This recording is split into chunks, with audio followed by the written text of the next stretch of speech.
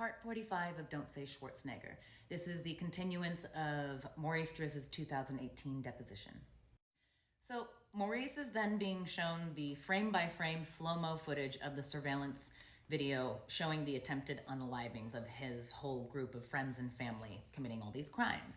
And he's the only person out of everyone that was deposed that was like, nope, I don't recognize anyone on these videos, even though everybody pointed themselves out and then pointed out their friends and family, and like Alex Derville and Alyssa Arnold, everybody was able to do that because it's very clear footage. And he actually said he didn't recognize his son, he didn't recognize anyone, and he said, damn, I wish I could see the face.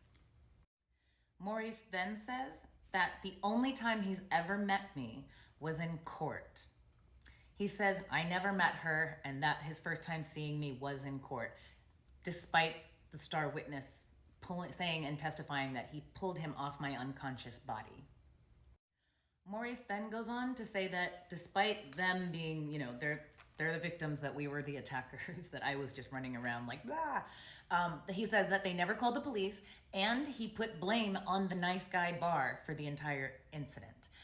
He's then shown a picture of his own son, Sean Driz, and he doesn't recognize him either. This is a picture I pulled off their Instagram in the weeks following the incident in 2015. This is directly off of Maurice Driz's Instagram. And by the way, I think the picture is still up today. And as you can see, it's on his thing, happy birthday to me, and it says April 18th, 2015. He posted it like that night, the next day. He perjured himself again in this deposition, and he said that no, he didn't post that photo. Maurice Driz also claimed to have spent almost $500,000 to Robert Shapiro to defend him.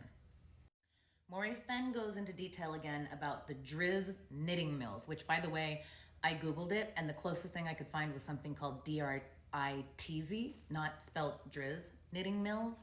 So it's very weird. A lot of their businesses, like Immigration America, the law firm that Sean Driz claimed to have worked for in under oath, there's nothing on that like that online. So all these big businesses, they seem to be not real, maybe more perjury. But he says that he worked at Driz knitting mills for years with a man named Gerard Guez, and that Maurice was in charge of the knitting division. Does anybody believe any of this? Because next in the deposition, he was asked how he was paid by Blaze Pizza. And he says, I won't answer that.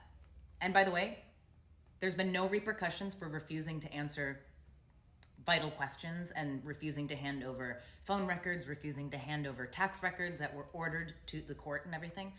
Nope, they just didn't. Maurice then talks about this, non-existent witness statement that Serena Singe gave to Robert Shapiro after the incident. And he says that Serena will say that Maurice Driz was the first one to get knocked out because he was the victim. Again, more perjury. Next, Maurice says that Robert Shapiro collected about 10 to 12 witness statements from their group of friends right after the incident happened, that he did it in about 30 to 45 days after it happened in April of 2015.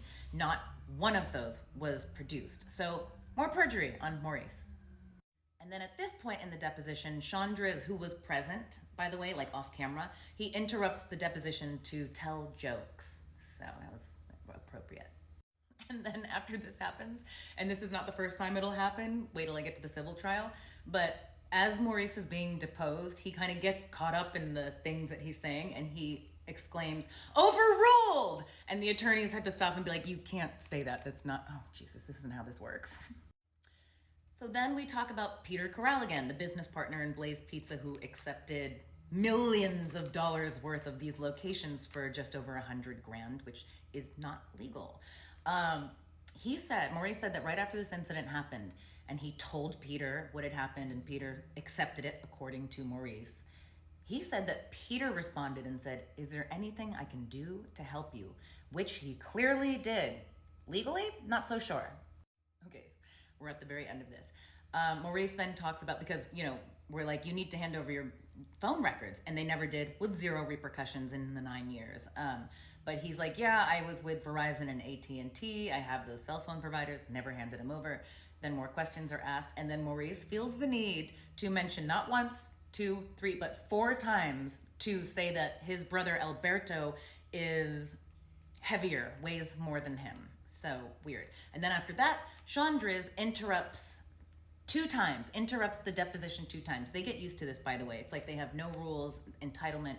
It's disgusting. And then at the very end of this deposition, Maurice says, I received a phone call from the sheriff's office that I had to come to the LAPD, which we were sitting there, as I talked about in a previous part, we were all sitting there, the plaintiffs and our friends were sitting there present for a phone call that the head of the police department, I forget his name, Lieutenant Yearwood, called him and pretended that they weren't in trouble and was like, oh, there was an incident. Did you happen to see a young lady be attacked? And he was like, nope, it was a very calm, peaceful night. Oh, and by the way, Robert Shapiro is my attorney. I can't hear you. And he hung up.